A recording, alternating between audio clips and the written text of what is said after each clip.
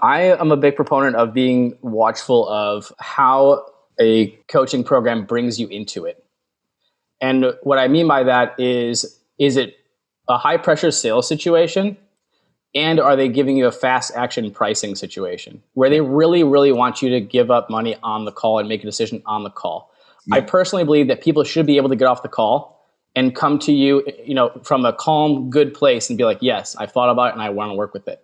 Yeah. Because if it's done the other way and it's done out of scarcity and rushing and, like messing around with pricing, not giving them the ability to think about it, I think it brings the coach into a situation where they're going to have false expectations of the coaching program because you've created a sense of rushing and scarcity for them.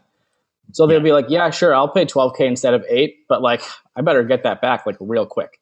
Right. And so then it kind of changes their behavior when they come into your program, and you might have a headache client on your, no fault of theirs. I suppose what you're really saying there is your role is, you help a lot of your members and you protect them from making emotional decisions instead of, emotional decisions are always going to lead to that fast-paced decision, and come in and be able to make a decision that's far more logical so they're making the best decision for their future.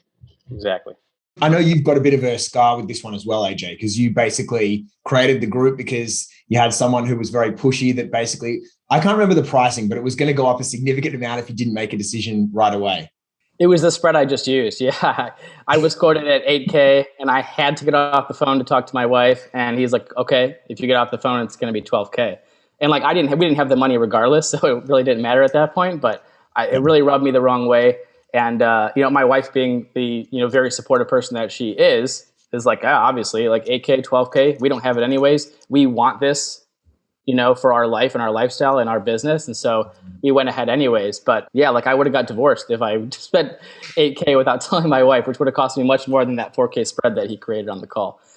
Well, I mean, Andrew and I, even when it comes to, and Iggy as well, when we make business decisions, we've done so many mentor programs because we believe in it, but none of us would be able to get on a call on their own and make a decision. It just makes sense, right? With this sort of a price, usually when you look in mentor industry, somewhere between usually 8 and 20K, for example, maybe even 8 to 30K, it's still reasonable that we want to get off the call and say, hey, we thought this was really cool. Let's do it, right? And then we all go back in. So, I do definitely feel that if someone's going to get too pushy on a business mentor sales process, that I'm definitely leaning out pretty hard at that stage.